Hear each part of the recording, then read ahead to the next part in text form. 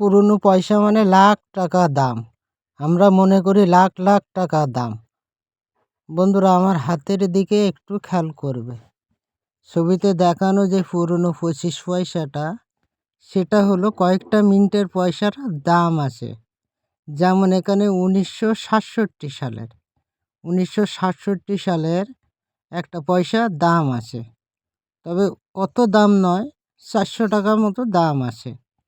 তারপরে পরের পৃষ্ঠায় একটা পয়সা খুবই রিয়ার 1980 সাল হায়দ্রাবাদ মিন্টের পয়সাটা খুবই রিয়ার, খুবই দাম। শুরুতেই 12,000 টাকা দাম আছে। এখানে আরও একটা পয়সার দাম আছে, তবে অত না। শুরুতেই 300 টাকা দাম আছে। আর একটা পয়সার দাম আছে শুরুতেই 2,000 টাকা মতন। যেমন এই পয়সাটা স্টিলের, গন্ডার মার্কা যে স্টিলের যে কয়েনটা হয় সেই পয়সাটা। তো এখানে একটাই পয়সার দাম, সেটা হলো 1993 সালের হায়দ্রাবাদ মিন্ট। প্রথম শুরুতেই 8,000 টাকা দাম আছে। এবার কন্ডিশন অনুযায়ী তুমি দামটা পাবে। আর একটা 25 পয়সা আছে,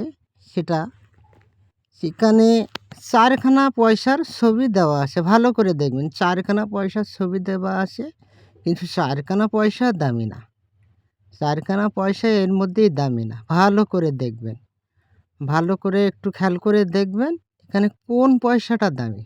আমার আঙুলের মাথার দিকে একটু খেয়াল করবেন।